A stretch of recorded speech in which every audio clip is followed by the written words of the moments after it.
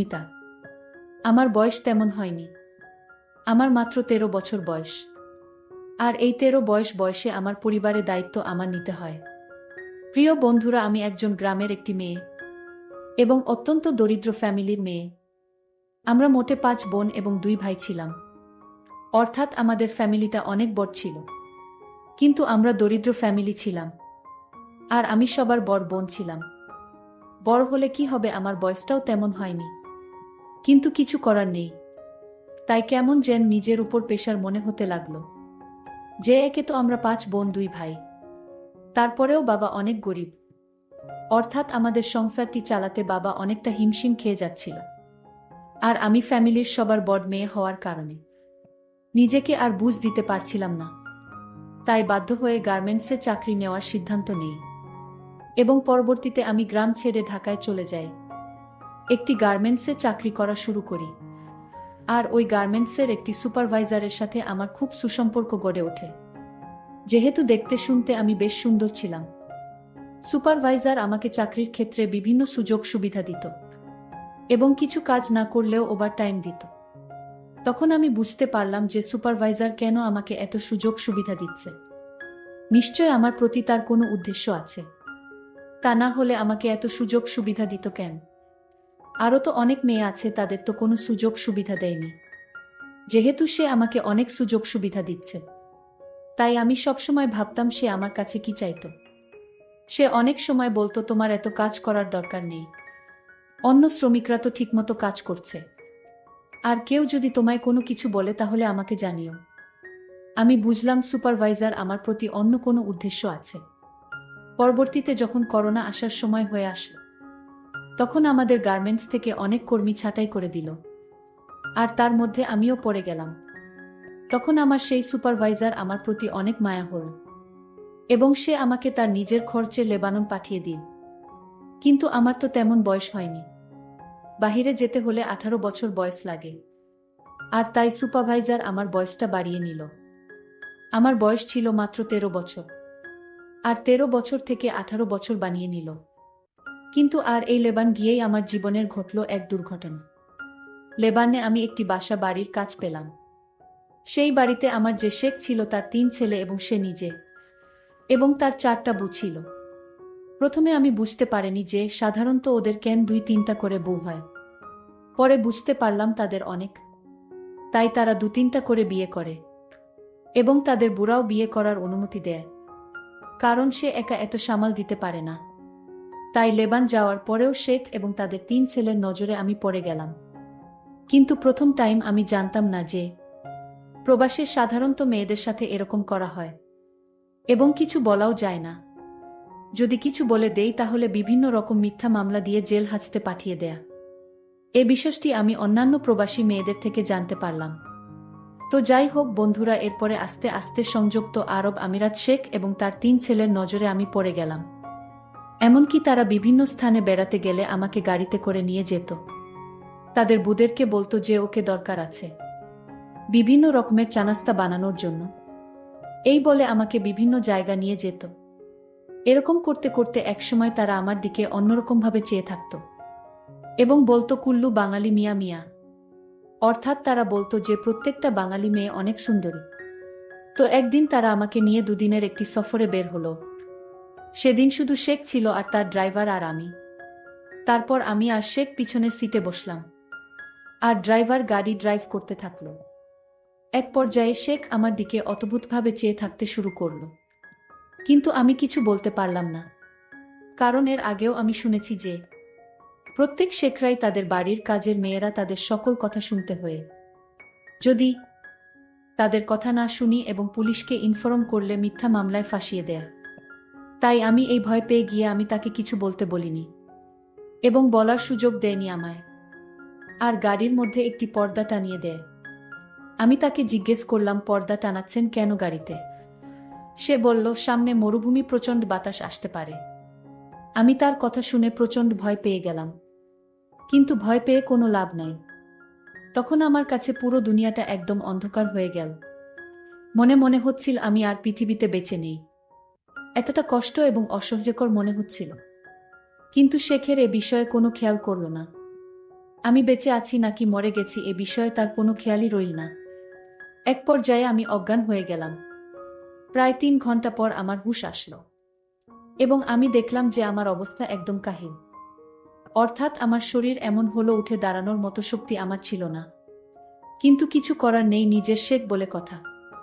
আর আমাদের আজকের সফরটা ছিল প্রায় ৬০০ কিলোমিটার দূর। এই ৬০০ কিলোমিটার সফর অবস্থায় শেখ আমার সাথে।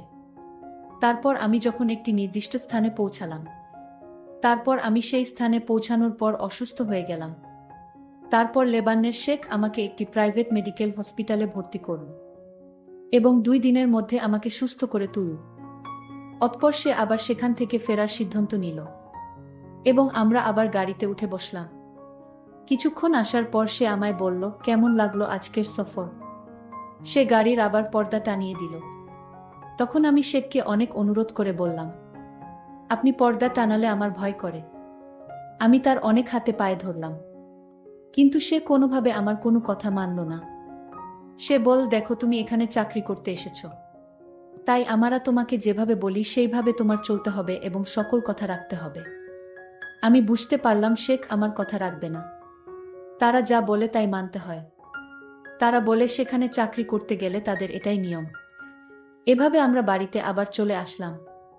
কিন্তু বাড়িতে আসার পরও কোনো রেহাই পেলাম না, কারণ শেখের ৩ ছেলেকে দেখে আমার অনেক ভয় লাগত।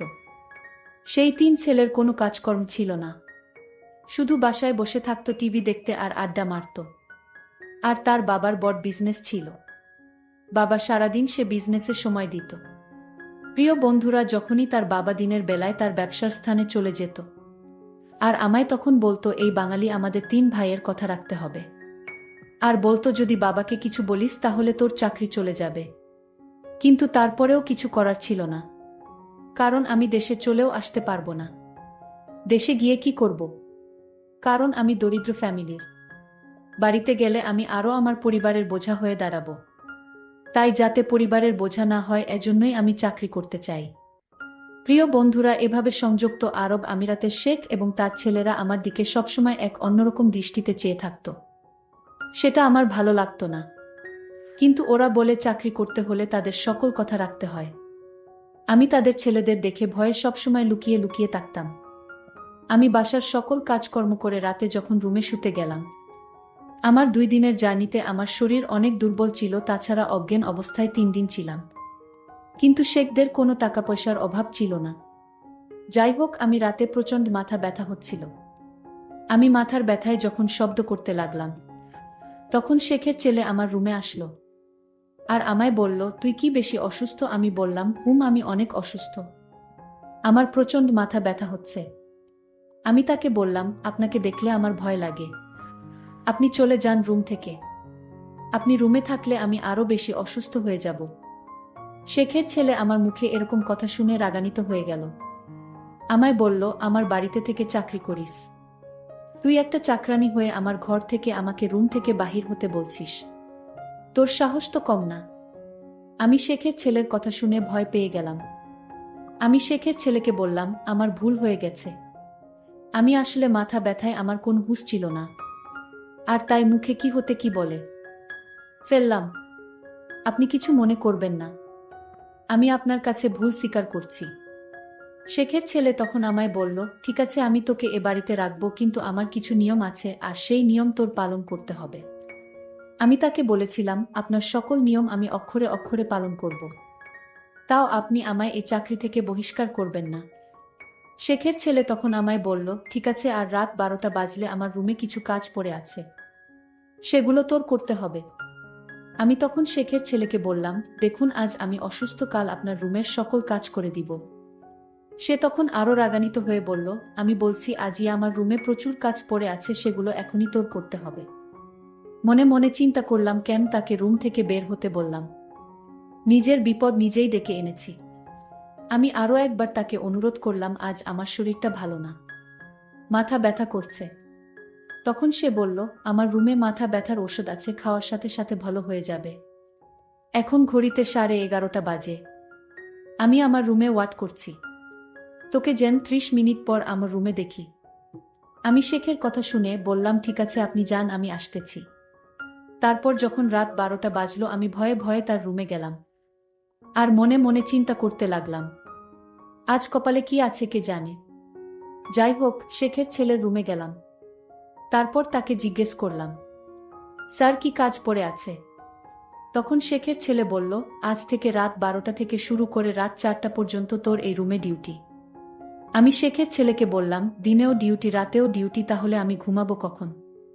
শেখের ছেলে বলল, ভোর 4টা থেকে সকাল 8টা পর্যন্ত। আমি যদি এখন মানা করি তাহলে হয়তো আমার চাকরি থাকবে না। আর তাই তার এই নতুন নিয়ম মেনে নেওয়া ছাড়া আমার কোনো উপায় ছিল না। আমি তখন শেখের ছেলেকে জিজ্ঞেস করলাম, আপনার রুমে রাত 12টার সময় কি করতে হবে? তখন সে বলল, আমি যদি তোকে বলি তুই শুয়ে থাক তাহলে তুই চুপ করে শুয়ে থাকবি, কোনো কথা বলতে পারবি না। আমি শেখের ছেলেকে বললাম, শুয়ে থাকলে কি আমার ডিউটি হবে?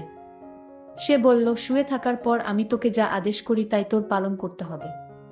আমি আমতা আমতা করে বললাম, ঠিক আছে, আপনি যা বলবেন তাই হবে। তবে আজ আমি অনেক অসুস্থ, আজকের রাতটা আমার রুমে আমায় ঘুমাতে দিন, কাল থেকে আমি আপনার রুমের দায়িত্ব পালন করব। আপনি যাহা বলিবেন তাই হবে। শেখের ছেলে আমায় বলল, ঠিক আছে যা জুমা, আজ তোকে সুযোগ দিলাম। শেখের ছেলের কথা শুনে আমার একটু স্বস্তি মনে হলো। আমি আমার রুমে ঘুমাতে গেলাম। আমি রুমে গিয়ে ঘুমিয়ে পড়লাম। এরপর আমার সাথে যা ঘটেছিল তাতে আমার বেঁচে থাকার ইচ্ছাটাই হারিয়ে ফেলেছি। বন্ধুরা, বিদ্যুতের সংকটের কারণে আজ সম্পূর্ণ গল্পটি শেষ করতে পারিনি। পরের পর্ব আগামীকাল আপলোড দেওয়া হবে। আর এরকম গল্প শোনার জন্য আমার চ্যানেলটিকে সাবস্ক্রাইব করে পাশে থাকুন। ধন্যবাদ।